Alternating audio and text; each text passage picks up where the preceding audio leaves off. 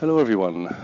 My name is Rik Van Bruggen from Neo and here I am again recording another episode for our Neo4j Graph Database podcast.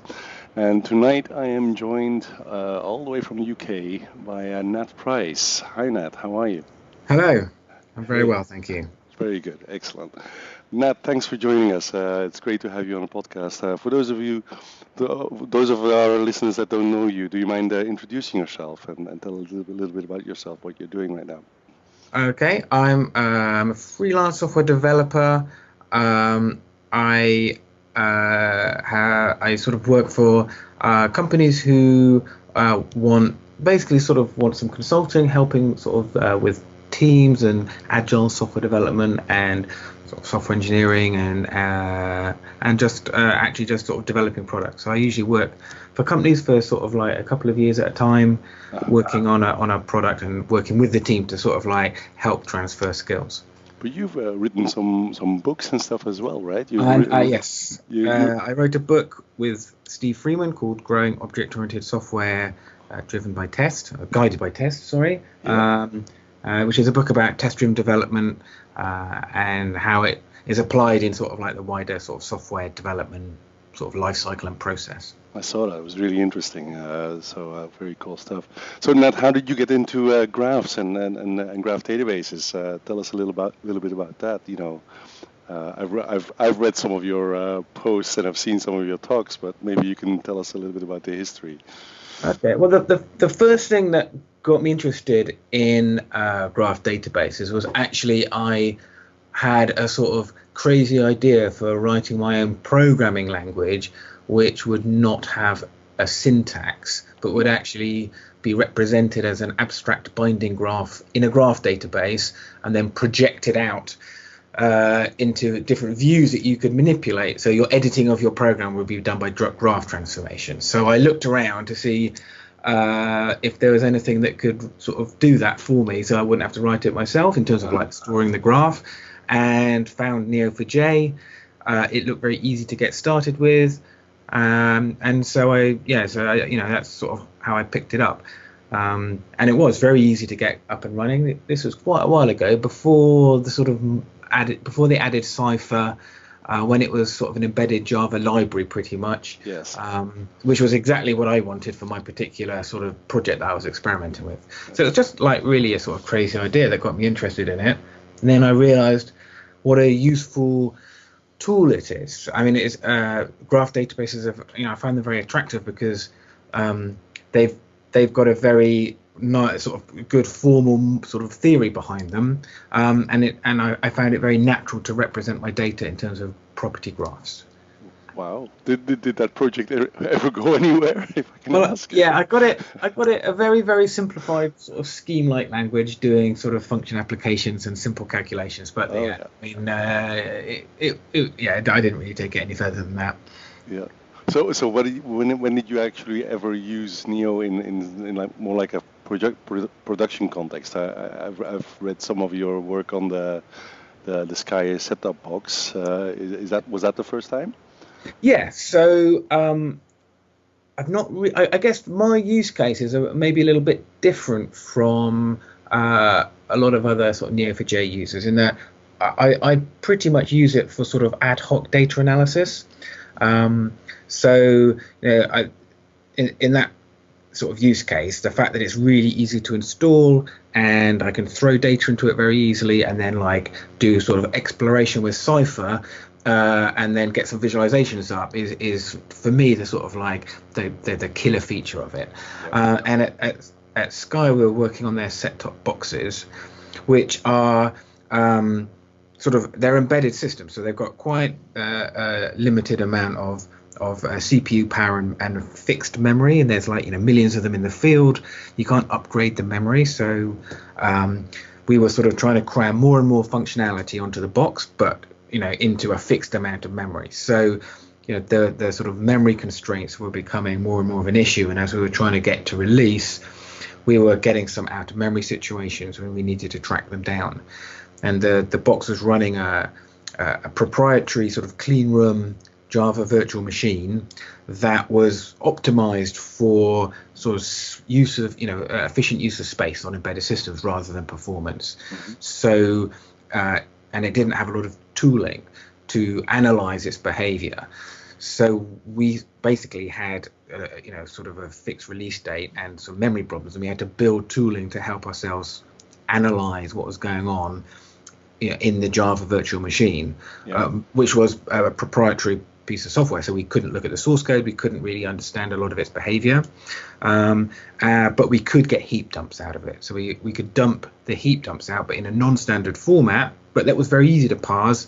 And heaps, with objects relating to objects, natural representation as a graph. So I immediately thought, oh, right, well, I know Neo4j. I played around with it. I downloaded the latest version. I parsed the data, just, used a sort of batch insert Java API and blasted the data into the Neo4j database on developer workstations, so that when we were working with the boxes, we could dump the data out and then query it with Cypher to sort of understand what was going on inside the memory of these machines as they were running. Super cool. I've seen the talk and I've read the material that you published on it. I think it's a fantastic use case, and actually there's quite a few people that are doing things like software dependency analysis on Neo4j as well. It's an interesting field, I think. Absolutely, and I think a lot of aspects of software are naturally modeled as graphs. Aspects of programming languages, of dependencies, call flow. Graph theory is a really good fit for many software, sort of different parts of different aspects of software development and understanding software development, understanding the contents of your version control history and all of this. It naturally falls out into sort of graph analytics. And in this project we were discovering all sorts of unusual things about our own software that we didn't know how it behaved, about the JVM that we were using, about the Java compiler and how it was behaving. We were sort of discovering things that we literally only found one page on the internet that was explaining what we were discovering in our heap. And we got some really good results out of it. We were able to optimize the memory on these boxes and get the release out, and it was a big success.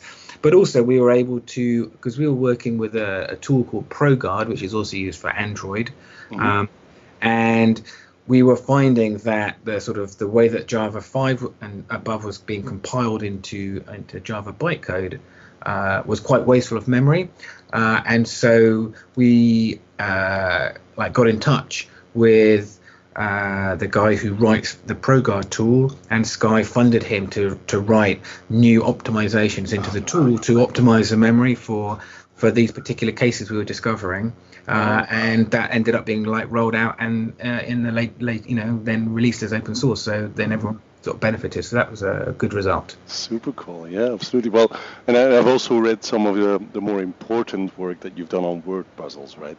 Yeah.